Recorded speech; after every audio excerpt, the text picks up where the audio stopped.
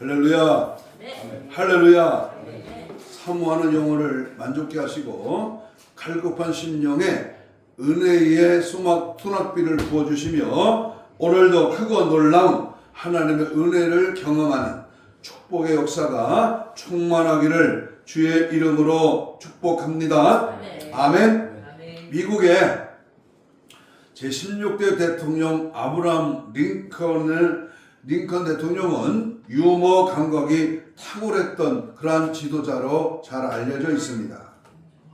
링컨에게는 두 아들이 있었는데 한 번은 어렸을 때에 아이들끼리 싸움이 벌어졌습니다. 그 소리가 너무나 요란해서 이웃집에게까지 들렸다고 합니다. 그래서 이웃집 사람이 무슨 큰 일이 난 줄 알고 달려와서 아니 이 집에 무슨 일이 일어났습니까? 라고 물었습니다.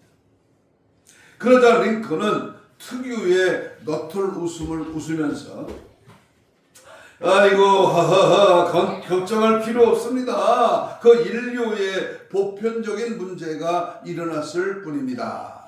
라고 했답니다. 이웃 사람이 도대체 무슨 일입니까? 하니까 제가 우리 아이들에게 호두과자 3개를 주었더니 두 아들 녀석이 서로 자기가 2개를 먹겠다고 해서 일어난 싸움입니다. 라고 하더랍니다. 오늘 성경 본문 15절에 보면 삼과 뭘 버려라? 모든 탐심을 버려라. 이 탐심은 인류의 가장 보편적인 죄악이라고 할 수 있습니다. 본문 말씀에도 유사한 문제가 발생했습니다. 당시에 교사로서 예수님의 인기는 대단했습니다. 본문이 포함되고 있는 누가복음 12장 1절에 보니까 그동안에 무리 수만 명이 모여 서로 밟힐 만큼 되었다. 수만 명이 모여들었습니다. 예수님을 따라왔던 수많은 무리들에게 이제 예수님은 말씀을 시작했습니다. 그 말씀이 절정에 이르렀을 때쯤에 모여든 무리 가운데에 한 사람이 주님 앞에 나와서 이러한 질문을 합니다. 13절 읽겠습니다. 13절. 자, 다같이 13절 시작. 무리 중에 한 사람이 이르되 선생님 내 형을 명하여 뭘 나눠줘라? 유산을 나와 나눠주게 하소서. 여기서 우리가 분명히 알아야 될 것은 탐심의 정체를 알아야 됩니다. 탐심이 어디서부터 시작됩니까? 이 탐심은 누구에게 강하게 역사하고 있는가? 이 탐심을 통해서 오는 결과는 무엇인가? 저는 11월 한 달을 회개하며 우리 하나님 앞에 기도와 감사의 달로 정했습니다. 우리가 하나님 앞에 지은 죄를 회개하기 위해서 첫 번째 죽음에 이르는 죄 7가지의 죄에 대해서 첫째 주에 말씀했습니다. 그리고 두 번째 주에는 교만의 죄에 대해서 말씀드렸습니다. 지난주는 추수감사주일에 대해서 감사의 조건에 대해서 말씀드렸습니다. 오늘과 다음 주까지 그 죄의 핵심적인 문제를 파악하면서 오늘은 탐심의 죄를 회개하라. 한번 따라서 합시다. 탐심의 죄를 회개하라. 탐심의 죄를 회개하라. 이 사람에게는 형이 있었는데 아마 부모가 갑작스럽게 세상을 떠난 것 같습니다. 그런데 형이 동생에게 돌아갈 몫의 재산까지 전부 다 가로챘습니다. 그래서 화가 난 동생이 예수님을 찾아온 것입니다. 이것은 오래전부터 지켜오던 모세의 율법에 따르던 전통이었는데 모세의 율법에 따르면 재산 분배를 할 때에는 장남에게 항상 다른 형제보다 갑절이나 더 주도록 그렇게 되어 있습니다. 그래서 만일 형제가 돈이라면 형에게는 3분의 2의 재산을 주고 동생에게는 3분의 1의 재산을 나눠줬습니다. 그런데 형이 그 3분의 1의 동생의 몫까지 다 가로챈 것입니다. 그래서 이 동생이 화가 나서 다음 절에 나오는 예수님의 대답이 의외의 대답을 하십니다. 4절을 읽겠습니다. 14절 시작. 이 사람이 누가 나를 너희의 재판장이나 물건 나누는 자로 세웠느냐. 이 말씀을 오해하던 예수님은 공평한 분배에 관심이 없는 것처럼 보입니다. 그러나 예수님은 지금 재산 분배는 피상적인 문제라고 말씀하십니다. 무슨 말이냐면은 그거보다 더 중요한 것은 본질적인 문제가 있다. 이 본질적인 문제가 뭐냐? 우리 예수님께서는 단순한 재판장으로서가 아니라 우리의 본질적이고 근본적인 문제의 해결자가 되기를 원하셨던 겁니다. 그래서 15절을 이렇게 말합니다. 있습니다. 15절 시작. 그들에게 이르시되 삼가 모든 무엇을 물리쳐라? 탐심을 물리쳐라. 사람의 생명이 그 소유에 넉넉한데 있지 아니한다. 우리 주님은 재산을 착복한 형뿐만 아니라 동생에게까지도 문제가 있다고 보셨습니다. 예수님 앞에 나와 형을 고발하는 동생의 마음속에도 동생의 몫을 가로챈 형에 못지않는 탐심이라는 내적인 지악이 존재하고 있음을 간과하셨습니다. 우리 예수님은 피상적으로만 인간을 관찰하시는 분이 아닙니다. 우리의 마음속 깊은 동기까지 다 보고 알고 계십니다. 우리는 흔히 탐심이라는 문제를 부자들의 죄악이라고 생각을 할 수 있습니다만은 부자를 비판하고 정죄하는 가난한 사람들의 마음속에도 탐심에 대한 욕구는 여전히 존재합니다. 예수님은 그것을 근본적으로 죄악이라고 이렇게 보셨습니다. 그래서 이 삼가 모든 탐심을 물리쳐라. 모든 탐심을 물리쳐라. 여러분, 탐심에는 여러 가지가 있습니다. 이 여러 가지 형태의 모든 탐심을 물리치라고 하십니다. 또한 사람의 생명이 그 소유에 넉넉한 데 있지 아니하니라고 하십니다. 여기에서 생명이라는 말은 히브리어로 쪼에, 이 쪼에라고 하는 말인데 이것은 단순히 생물학적인 그런 생명의 의미가 아니라 절제적인 삶, 다시 말하면 의미와 보람과 기쁨으로 가득 찬 생명을 말합니다. 그러므로 예수님의 말씀은 행복한 인생은 단순히 소유에 있는 것이 아니다라고 하는 말씀입니다. 이어서 예수님이 한 비유의 말씀을 우리는 제가 설교를 여러 번 했습니다. 예수님의 이 어리석은 부자에 대한 비유입니다. 이 비유를 통해서 예수님은 탐심이라는 죄악의 정체를 규명하고자 하십니다. 탐심은 어떤 죄악일까요? 우리는 이 비유를 통해서 이 탐심의 정체를 알 수 있고 더 나아가서 탐심으로부터 어떻게 해방될 수 있는지 그 교훈을 함께 받을 수 있습니다. 그래서 우리는 탐심의 정체를 규명하라. 이 탐심은 에덴 동산에서부터 시작했습니다. 탐심은 태어날 때부터 엄마의 젖꼭지를 깨물을 때부터 이 탐심이 시작됩니다. 여러분, 오늘 우리가 기억할 탐심의 정체는 우리의 이기심을 살찌우는 죄악입니다. 이기심을 살찌우는 죄악이다.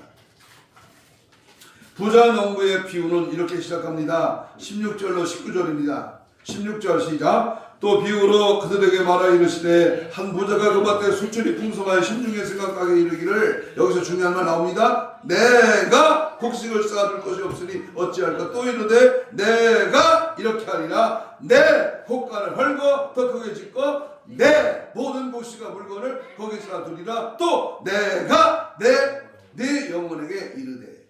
부자가 이 짤막한 고백에서 계속 반복하고 또 강조하는 단어가 있습니다. 그건 무엇입니까? 그것은 바로 내가라는 1인칭 대명사입니다. 내가 곡식을 쌓아둘 것이니 어쩔건 내가 이렇게 하리라. 내 곡간을 헐고 더 크게 짓고 내 모든 곡식과 물건을 거기 쌓이도 또 내 영혼에게 내가 그래도 우리말 성경에는 6번밖에 나오지 않는 하지만 원문에는 그보다 훨씬 더 많이 이 내가라는 단어가 등장합니다. 단어마다 문장마다 나라과는 말이 강조되어 있습니다. 여기서 우리는 어리석은 부자의 의식 세계를 엿볼 수 있습니다. 한마디로 말하면 이 부자는 철저하게 자기 중심적인 세계에서 살고 있었습니다.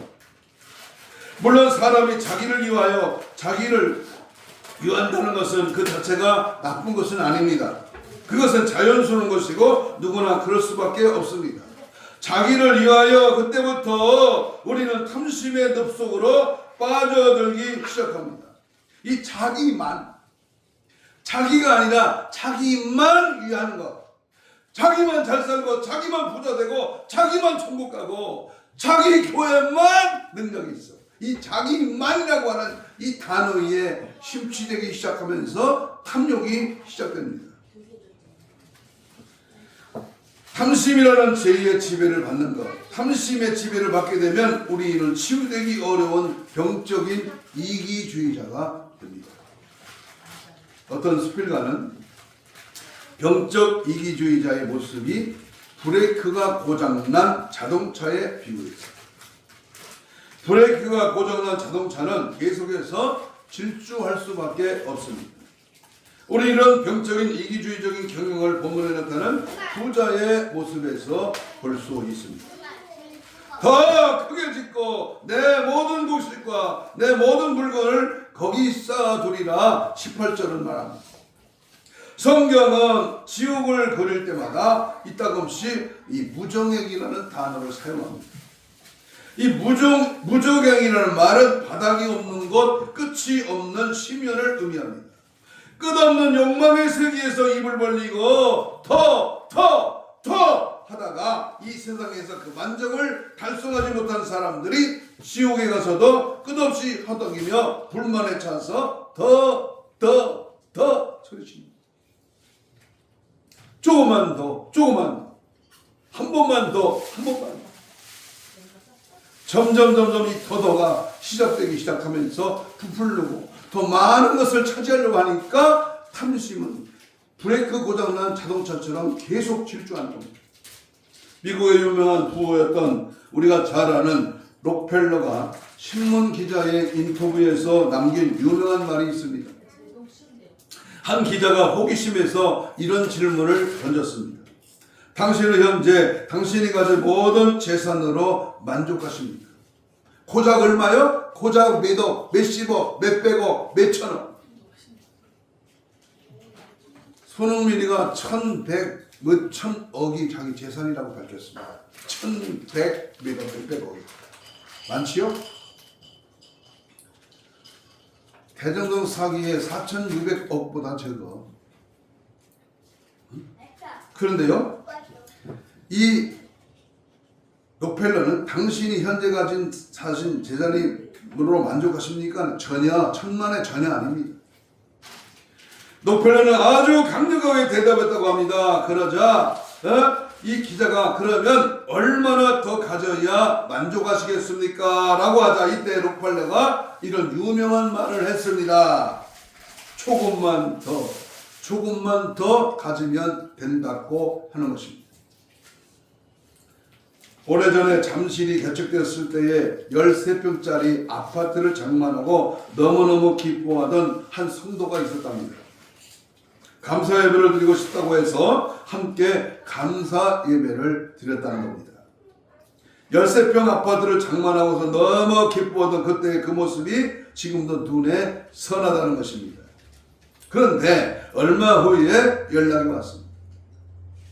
목사님, 기도 제목이 있어요. 그래서 그 기도 제목이 뭡니까? 하고 물었더니 20평 아파트로 이사를 가도록 기도해 주세요.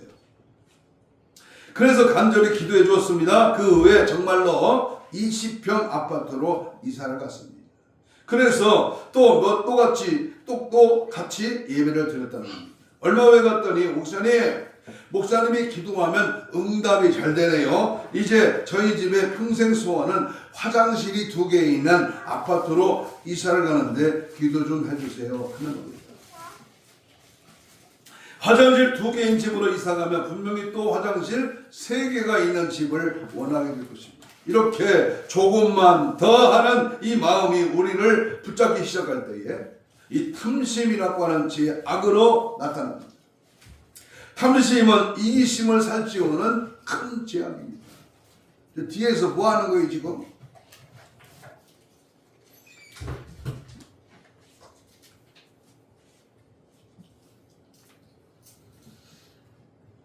뒤에 탐심이 많은 사람이 딴짓 하는 거예요 지금. 두 번째로 탐심은 이웃과의 문을 닫게 하는 죄악입니다. 오늘 본문에 나타난 부자의 독백 가운데 이웃이 고려된 흔적이 전혀 안 보입니다. 아니 조금이라도 이웃이 언급된 적이 없습니다.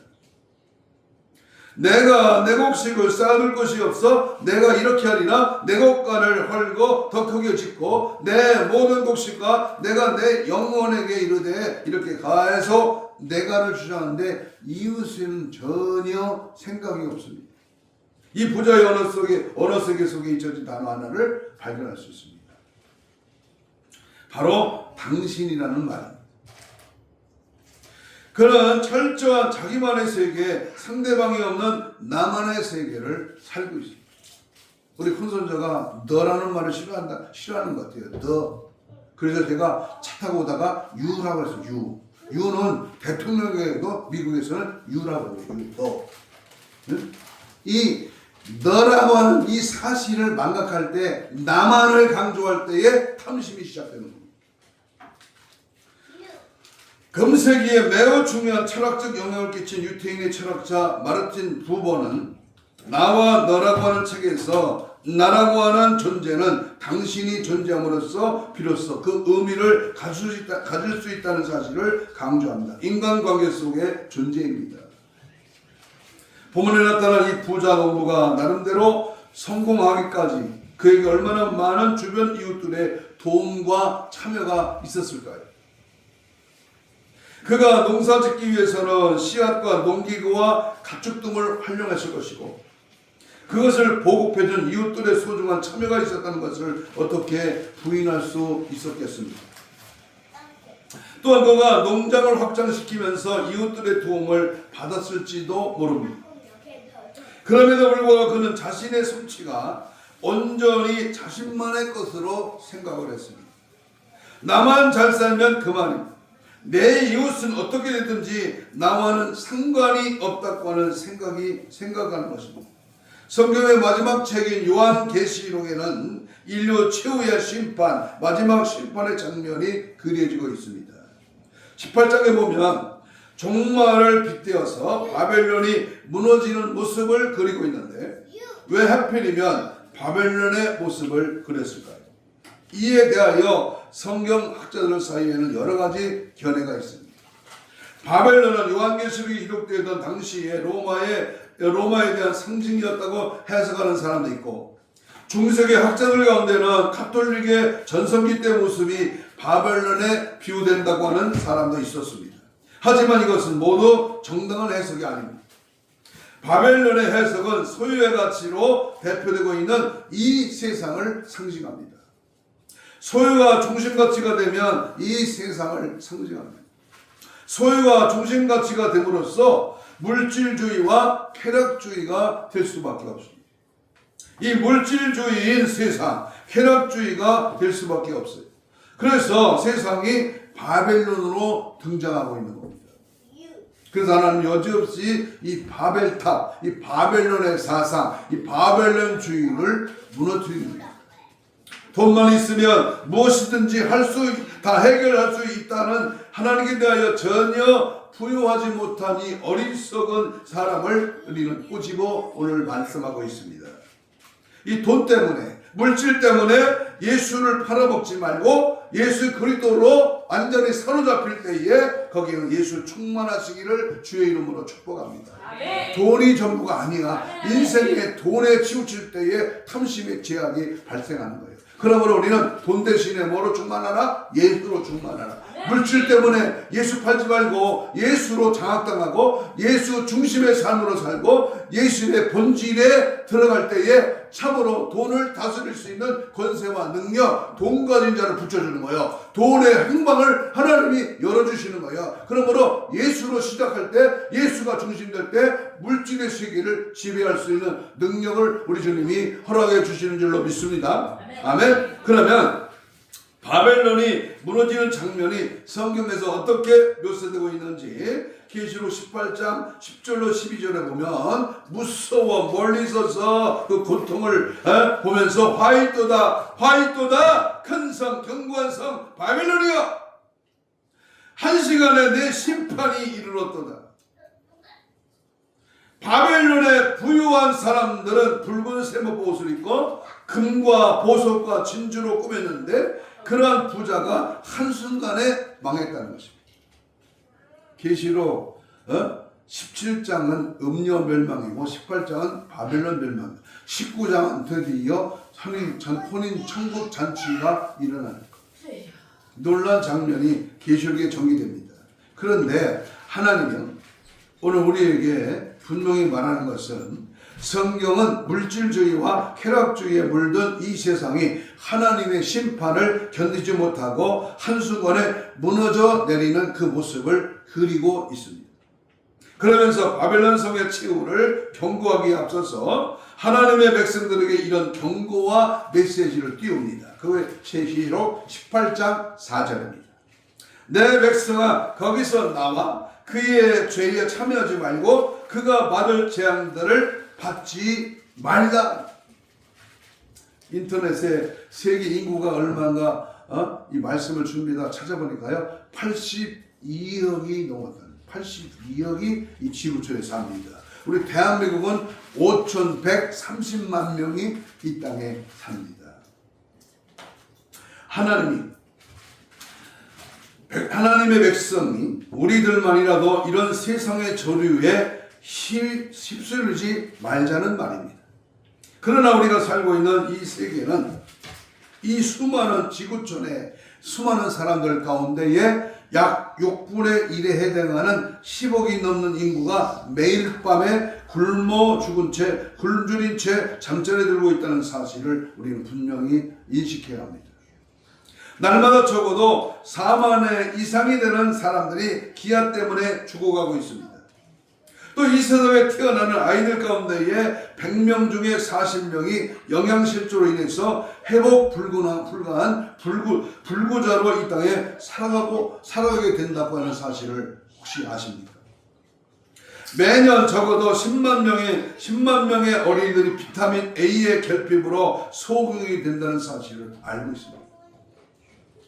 지금 우리가 사는 세상은 이렇습니다. 그런데 나만 잘 살면 그뿐입니까? 응?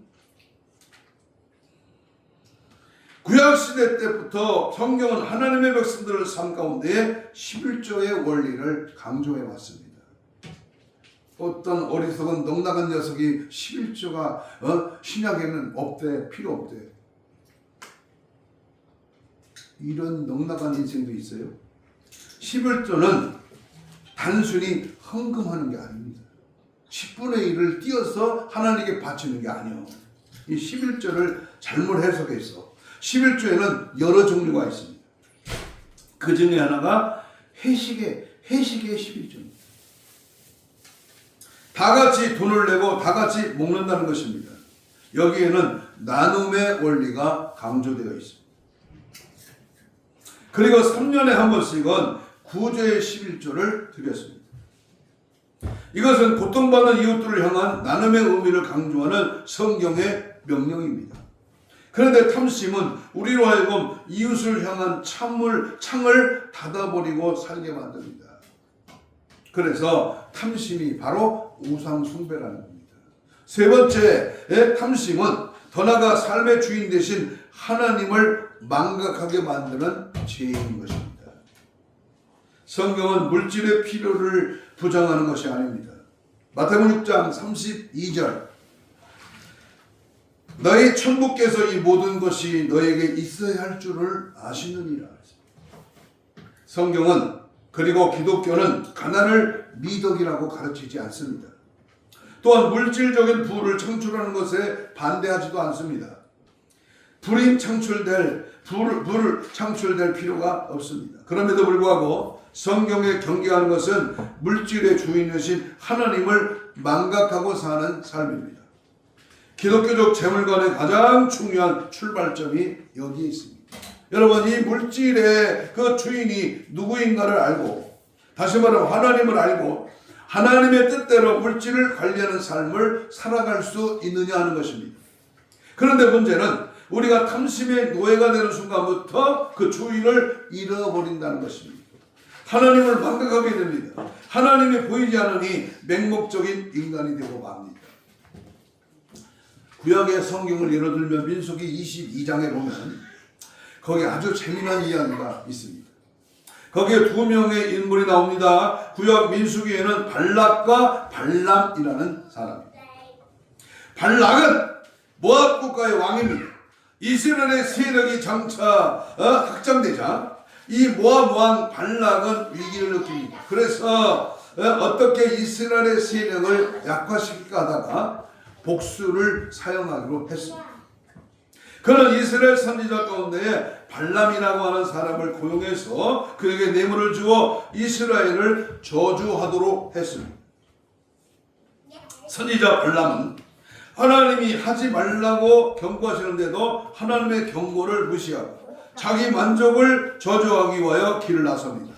그가 나귀를 타고 가는데 갑자기 이 나귀가 멈춰서서는 꼼짝도 하지 않고는 갑자기 날뛰기 시작합니다. 왜냐하면 하나님의 사자가 바로 앞에서 이 칼을 들고 가로막고 선 광경을 나귀가 본 것입니다. 나귀가 하나님의 사자를 보는데 선지자인 발람은 오히려 그것을 보지 못하고 있습니다. 그것을 알지 못하는 발람은 무슨 영문인지 나귀가 움직이지 않자 나귀를 계속 때립니다. 결국 어떤 광경이 벌어집니까? 여호와께서 나귀의 입을 여시고 발람 선지자에게 말을 하게 하셨습니다. 다시 하나님께서 발람의 눈을 열어주시니 이 발람의 눈에는 하나님의 사자가 칼을 빼어들고 길에 선 것이 보였습니다. 탐심의 눈이 어두워지면 하나님이 안 보입니다. 탐심의 눈이 어두워지면 거짓이 난무하고 뇌물과 청탁의 난잡한 행동들이 따라옵니다. 탐심의 눈이 어두워지면 한 번에 하나님이 안 보이니까 자기가 주인 노릇을 합니다. 그래서 성경은 이 탐심은 곧 우상숭배라고 골로새서 3장 5절에서 밝히고 있는 겁니다. 탐심의 지배를 받으면 내가 탐하는 것이 내 인생의 주인이 됩니다. 이것이 우상숭배가 아니고 무엇이겠습니까? 그러므로 성경은 탐심을 멀리하라고 가르칩니다. 탐심은 하나님의 주인 되심을 망각하게 하는 제약입니다. 마지막으로, 그러면 어떻게 이 탐심의 제약에서 해방될 수 있을까요? 첫째는 물질의 주인이 누구인가를 날마다 확인하는 삶을 살아야 합니다. 물질의 주인이 누군가. 본문에 어리석은 부자 농부 이야기의 절정에서 하나님이 이렇게 말씀합니다. 누가복음 12장 20절입니다. 20절 읽겠습니다. 시작. 하나님은 이르시되 어리석은 자여 오늘 밤에 내 영혼을 도로 찾으리. 그러면 네가 준비한 것이 누구의 것이 되겠느냐. 부자는 앞에서 어떤 말을 강조합니까? 내 곡간, 내 곡식, 내 물건, 내 영원 하면서 심지어 자기 목숨까지도 자기 것으로 그렇게 강조했습니다. 그런데 우리 주님은 뭐라고 소리칩니까? 그 다 내 것이 아니라 내 영혼을 오늘 밤에 찾아 불러가면 내 것이 전부 누구의 것이 되겠느냐. 내 통장, 내 땅, 내가 가지고 있는 소유, 내가 가지고 있는 그 알량한 몇 푼은 누구의 것이 되겠느냐. 지금 이것이 소유권이 어디에 있느냐 하는 문제입니다. 소유권은 하나님께 있습니다. 하나님께서 너 이제 그만 살고 와라 하시면 다 포기하고 다 놓고 가야 합니다. 우리는 그 순간 비로소 깨닫습니다. 아, 내 인생은 내가 주인이 아니로구나. 하나님이 주인이로구나. 역사적인 사실인지 모르겠지만 아주 흥미 있는 교훈을 우리에게 주고 있습니다. 유명한 알렉산더 대왕이 죽은 후 사람들은 대왕의 유언에 따라 그가 죽어서 들어간 그러한 관에 양쪽에 구멍을 뚫었다고 합니다. 그리고 양손을 판 바깥으로 내어놓게 했습니다. 그 두 손은 어떤 모양이었을까요? 아마도 두 손을 쫙 핀 모습이었을 것입니다. 여기서 중요한 메시지가 있습니다. 우리가 세상에 태어날 때는 두 주먹을 불끈 쥐고 태어납니다. 저도요, 아들이 태어났을 때 손을 이렇게 만져봤어. 간호사가 축하합니다, 아들입니다, 이렇게 태어날 때 안고 나오더라고요. 그러니까 그 아이를 안으면서 이 손을 이렇게 봤다고. 그냥 손을 꽉 쥐고 있어요. 그런데 우리 할아버지가 돌아왔을 때 관뚜껑을 열고 마지막 관을 닫을 때에 장남인 제가 그 손을 봤어요. 그랬더니 손을 이렇게 피고 죽었다니까. 여러분, 죽는 사람은 손을 피고 죽습니다. 태어난 어린아이는 손을 꽉 쥐고 있습니다.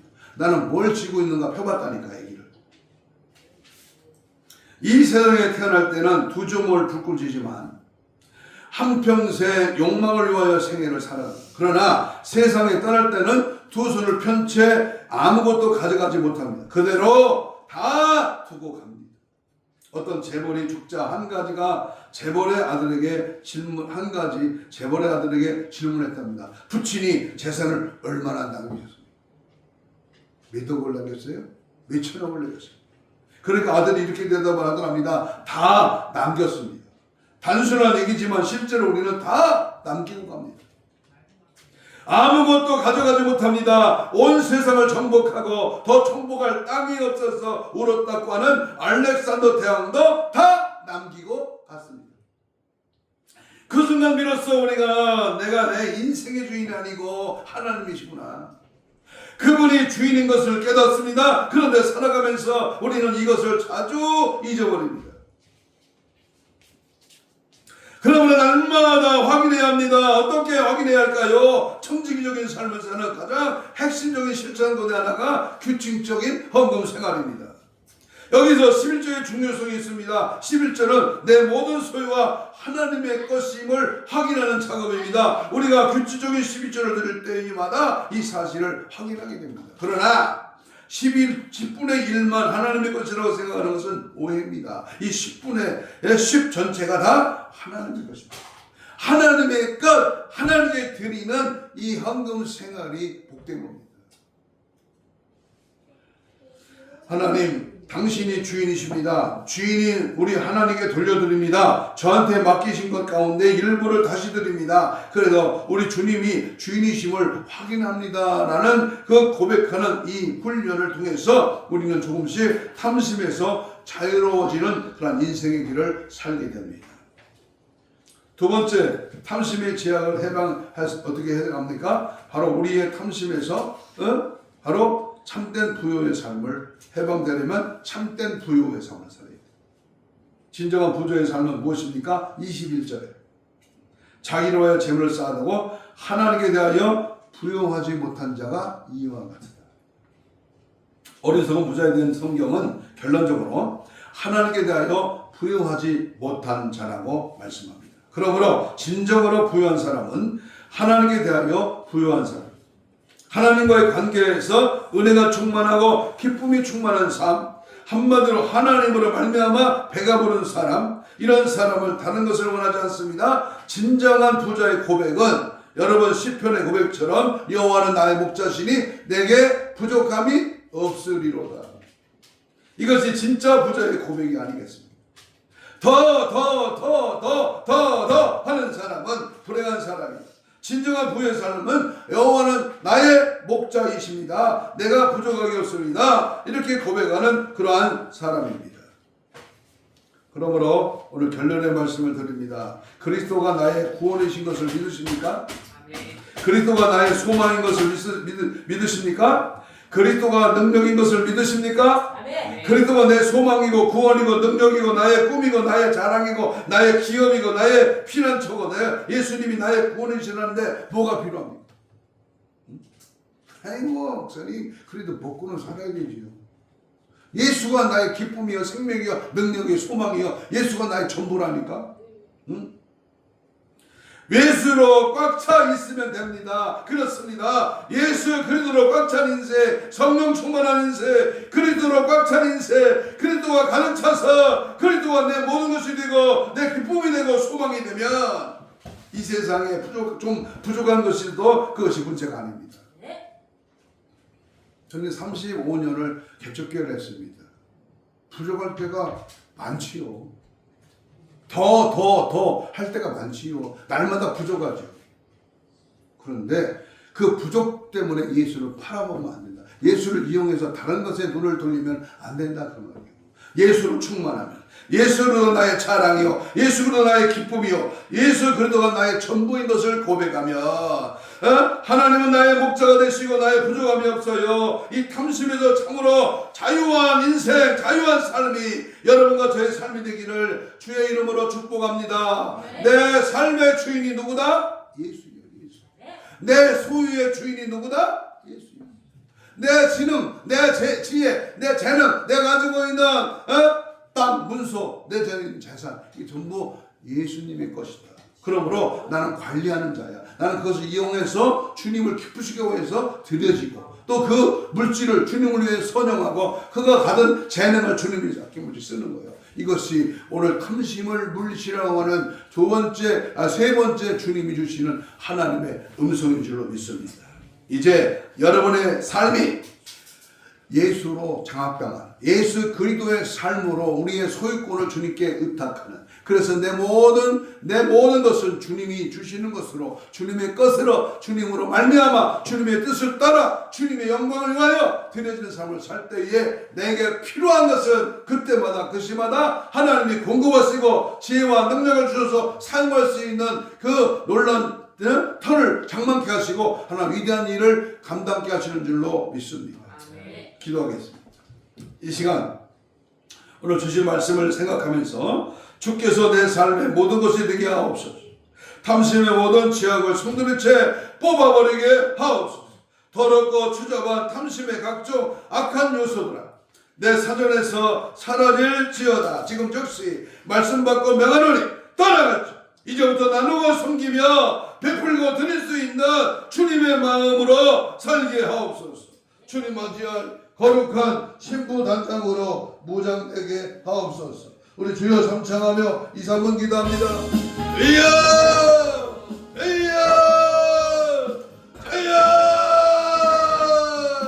어리석은 부자야, 오늘 밤 내 영혼을 불러가며 내가 가지고 있는 그 모든 소유는 누구의 것이 되겠느냐. 탐심을 물리쳐라. 우리 주님이 오늘도 탐심의 죄를 해결할 것을 말씀하고 있습니다. 하나님, 지금까지 내가 살아온 것은 내가 잘난 것에, 내가 똑똑해서, 내가 수고해서 번 것이 아니라 하나님의 은혜였습니다. 하나님의 뜻대로 살겠습니다. 소유권을 주님께 올려드리겠습니다. 주님밖에 없습니다. 주님을 의지하고 주님을 바라보고 예수로 장악당하는, 예수 십자가를 바라보고 예수 때문에 내가 살고 예수 때문에 내 가정이 있고 자녀가 있고 예수 때문에 내 사업이 있고 직장이 있고 예수 때문에 나의 삶의 모든 것이 있는 줄로 믿고 고백한다면 우리 주님 아낌없이 우리의 삶의 영역에 놀라운 은혜와 축복을 허락해 주실 줄로 믿습니다. 모든 탐심의 죄를 해결하고 하나님의 성령의 인도함을 받아 하나님이 원하시는 뜻을 따라 살게 하시고 먹어도 마셔도 가져도 아버지 쌓아놓아도 네 것은 아니야. 주님 앞에 다 드리고 주님을 위하여 살고 주님 뜻 안에 거할 때에 하나님은 그 나라와 의를 구할 때 이 모든 것을 허락하시는 하나님이신 줄로 믿습니다. 고백하며 따라가게 하시고 장악당한 예수로 승리하게 하시고 예수 그리스도로 말미암아 우리의 삶을 늘 살아가는 은혜를 더하여 주시옵소서. 가슴에 손을 얹습니다. 그리고 아픈 자는 아픈 부위에 손을 얹습니다. 예수님, 말씀 듣고 보니 내가 지금까지 일평생 탐심으로 살아왔습니다. 하나님, 이 시간 우리 주님의 은혜를 기억하며 내 모든 소유는 주님의 것임을 분명히 인식하고 오늘 밤에 내 영혼이 하나님께로 불러간다면 하나님 앞에 당당히 하나님 받을 상급을 기억하면서 이 땅의 모든 삶에 드리고 나누고 베풀고 주를 위하여 숨고 주님 때문에 존재하는 사실을 확고히 하면서 오늘도 말씀 앞에 바로 서게 하시고 믿음 안에 거하고 성령의 인도함을 받고 주의 뜻을 따라갈 수 있도록 주님 역사하시고 은혜 베풀어 주시옵소서. 믿음으로 손을 얹었습니다. 채찍에 맞음으로 나음을 입어 손을 얹어줘 나으리라 하신 주님께서 영적으로 혼적으로 마음적으로 또는 우리의 모든 육신적으로 들어있는 악한 질병의 세력은 예수 이름으로 다 떠나갈지어다. 깨끗함 받을지어다. 힘줄과 근육과 세포와 조직과 마디와 영궁할 피임은 창조의 기적을 말하여 정상으로 회복될지어다. 사지맥자 오장육부 더러운 악한 세력아 물러갈지어다. 오늘도 주님 앞에 말씀 받고 탐심을 물리치지 못하고 탐심의 원수마귀 사탄의 지배를 당하는 이 원수마귀 사탄 귀신아 이 시간 예수 이름으로 명하노니 지금 즉시 떠나갈지어다. 떠나갈지어다.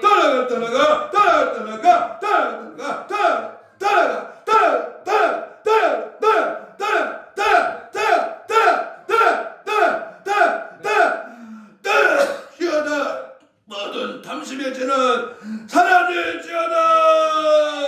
주를 위해 살고 주의 영광을 위하여 드리고 주를 뜯어내서 걸어 물질과는 확립하는 은혜를 허락하여 주옵소서. 감사하오며 예수님 이름으로 기도하옵나이다. 아멘.